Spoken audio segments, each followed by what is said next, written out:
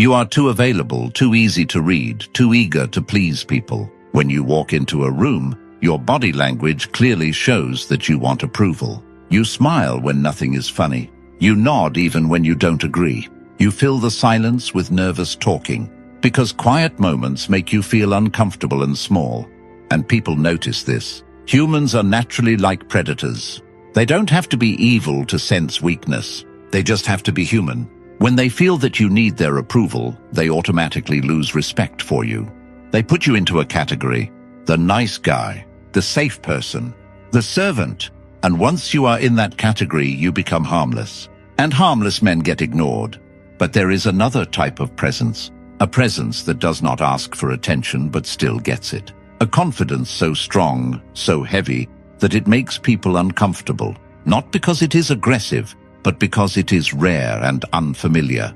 It is the confidence of a man who does not need approval from the tribe, because he has built his own world. Robert Greene understood this. He shared this idea with kings and rulers in the courts of Italy. He knew that if you want to rule, you should not try to be loved. Love changes easily. Love is a choice. But fear and deep respect, that kind of respect stays. That is something people don't break. Today, we are not talking about self-esteem or positive thinking. We are going to examine your personality deeply, remove the weak parts, and replace them with the mindset of a ruler. You are going to learn how to become psychologically powerful. But be careful, once you change, you cannot go back. People will treat you differently. The friendly feeling of being one of the guys will disappear. It will be replaced by distance and respect. If you like being unnoticed, you should stop here. But if you want to be the one in control instead of being controlled, then listen carefully. Here is the truth. You don't feel weak because you lack strength. You feel weak because you are losing power. Every day, in different ways, you are giving away your authority. Stop losing that power, and it will start building inside you. And when it builds, you become strong. Now the process begins. The first law: kill the nice guy. You have been taught something that is not true. Since childhood, you were told that if you are nice, people will be nice to you. If you are polite, you will be rewarded. If you follow the rules, you will be safe. Now look at your life. Is this really working? Or are the people who break the rules winning? Are the people who take what they want moving ahead? Robert Greene wrote, "A man who wishes to make a profession of goodness in everything must necessarily come to grief among so many who are not good." Simple meaning: if you play nice in a world where everyone else is playing for power, you will lose. Being nice is a survival method for weak people. It is like asking for mercy. It says, "I won't hurt you, please don't hurt me." It is giving up before the fight even starts. Real confidence begins when you replace nice with civil. There is a difference. Civility is a choice. It is a standard you follow because you are disciplined. Niceness is automatic. It is a reaction to avoid conflict. A powerful man is civil. He opens doors. He speaks calmly. He uses manners. But behind his eyes, there is a boundary. He is not doing it to be liked. He is doing it because he has standards. And if someone crosses him, that calm behavior doesn't turn into anger. It turns into cold distance. When you stop trying to be liked, you become unpredictable. And unpredictability creates psychological pressure. Think about a boss who is always shouting. He is annoying but not scary. You know what he wants. He just wants to release anger. He is like a child. Now think about a boss who never raises his voice. The one who looks at you silently when you make a mistake. The one who speaks slowly and calmly and smiles without emotion. That man is scary. Why? Because you don't know what he is thinking. You don't know what he will do next. He is in control of his emotions. To become like this, you need to stop smiling all the time. Watch yourself for 1 week. How many times do you smile when you don't feel happy? How many times do you laugh at something that isn't funny? This is a signal of submission. It tells others that you are not a threat. Stop doing it. Keep your face neutral. Look at people without trying to make them comfortable. When you stop showing submission, people will feel uneasy. They will ask, "Are you okay?" Or "Are you upset?" That feeling they get, that is the shift of power. That is when they realize they cannot understand you anymore. You become a closed book in a room full of open magazines. The second law, the vacuum of silence. Most people are addicted to noise. They are afraid of silence. Watch two insecure people talk. They talk over each other. They interrupt. They rush to fill every second of silence because quiet feels uncomfortable to them. They keep talking just to avoid that feeling. They are trying hard to stay connected. The Robert Greene mindset is different.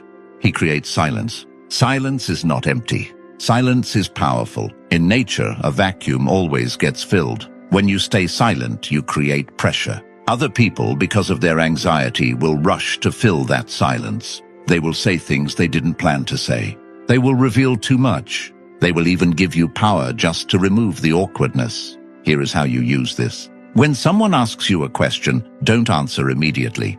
Wait 1 second, 2 seconds, 3 seconds. Look at them. Keep eye contact. Then answer. In those few seconds, their mind starts racing. Did I say something wrong?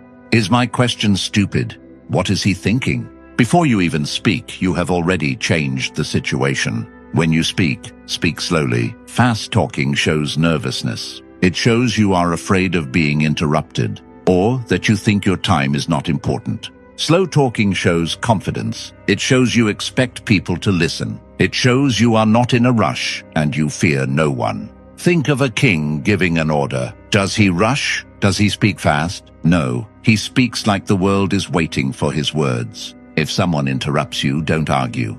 Don't raise your voice. Just stop talking. Stay silent. Look at the person who interrupted you. Let the silence stay there.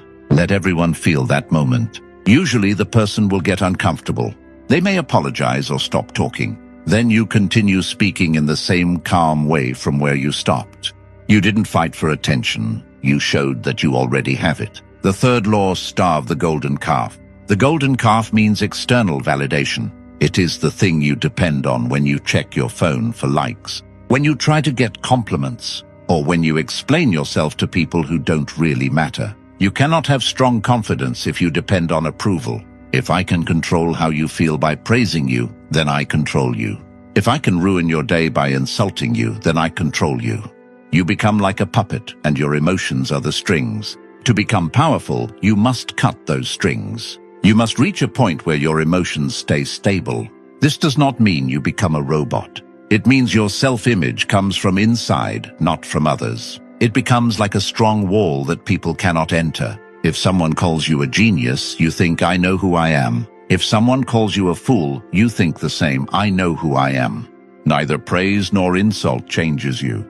When people meet someone who does not need approval, it feels strange to them. They are used to a system where people exchange validation. I like you, you like me. When you step out of that system, you become different. People will try harder to impress you. They will try to get a reaction from you.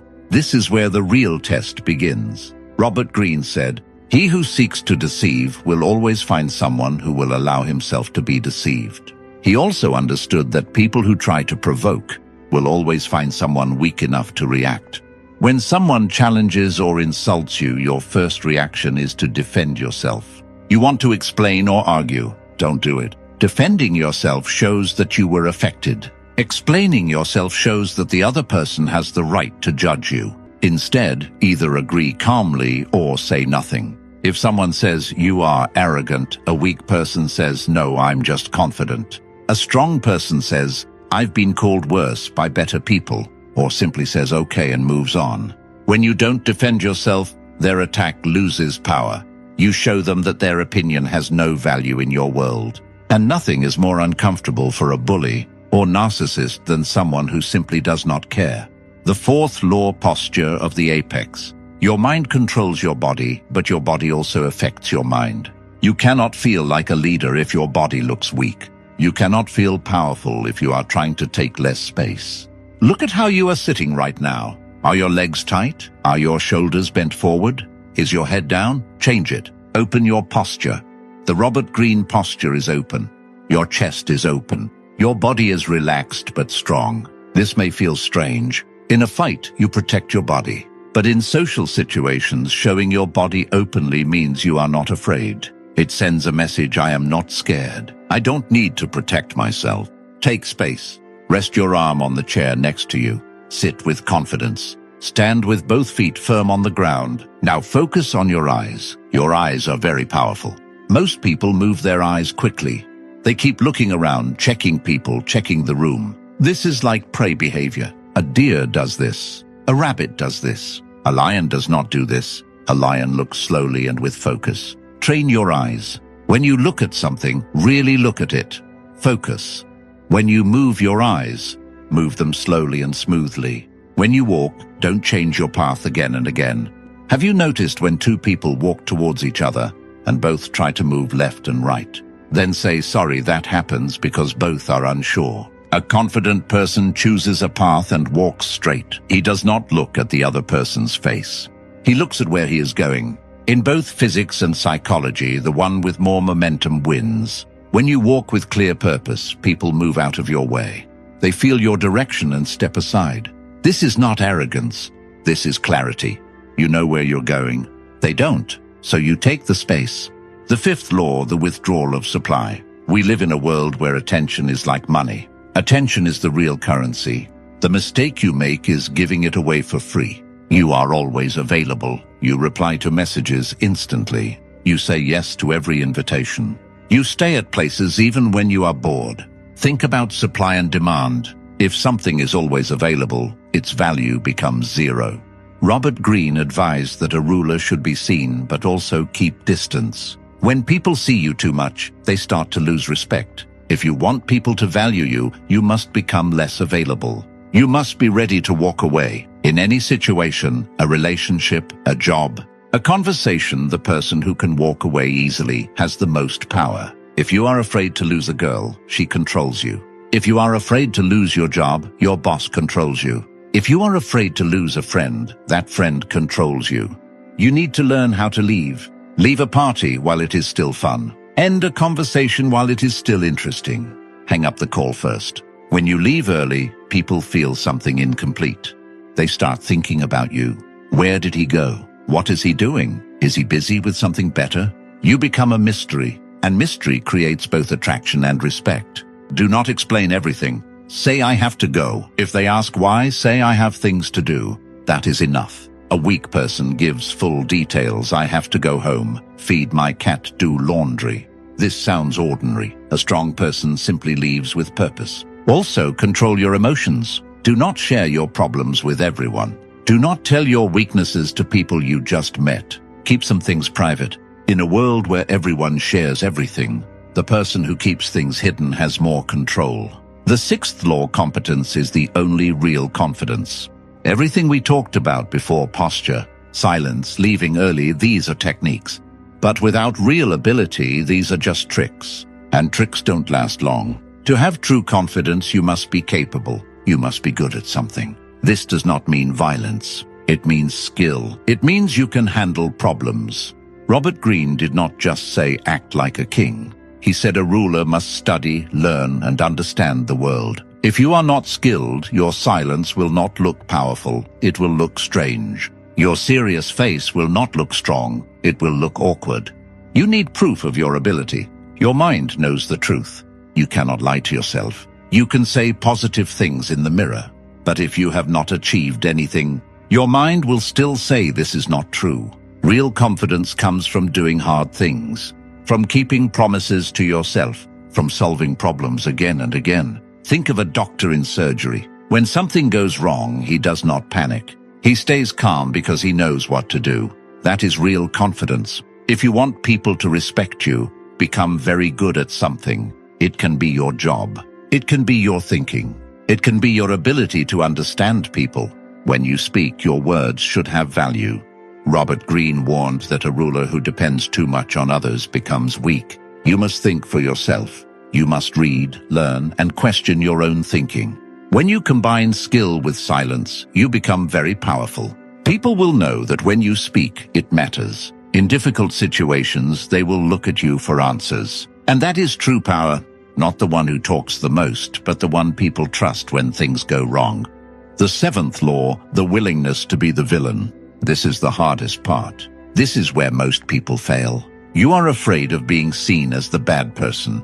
You think if you set boundaries, people will call you selfish. If you say no, they will call you rude. If you succeed, they will call you arrogant. Let them. If you want to control your own life, you must accept that in someone else's story, you will be the villain. It is impossible to make everyone happy. If you focus on your work, your friends may feel ignored. If you save money, others may feel disappointed. If you respect yourself, people who used to use you will not like it.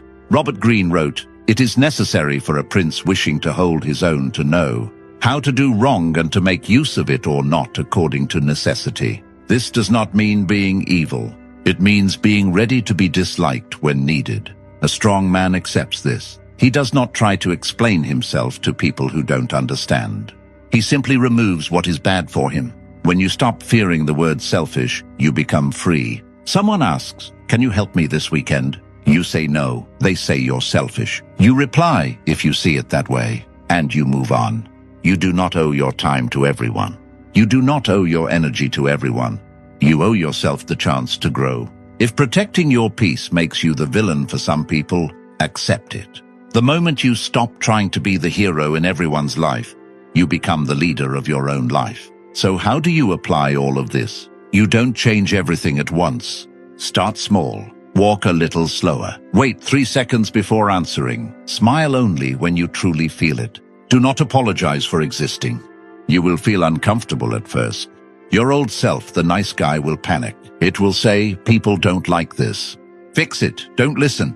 Let that version of you fade away. At first, things will feel cold. People will behave differently. They will stop joking with you all the time. But they will start respecting you. You will understand that the fear you create is not physical fear. It is the fear of not understanding you. It is the respect for someone who is fully in control.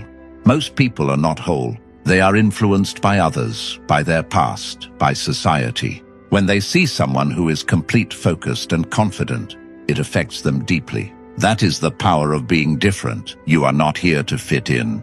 You are here to stand out. Robert Greene did not write for everyone. He wrote for people who are ready to take control. Are you one of them? Confidence is not just a feeling. It is a tool. Use it to remove weakness. Use it to protect your life. Become the person you respect. If you're still here, you're not like the others. Subscribe if you haven't.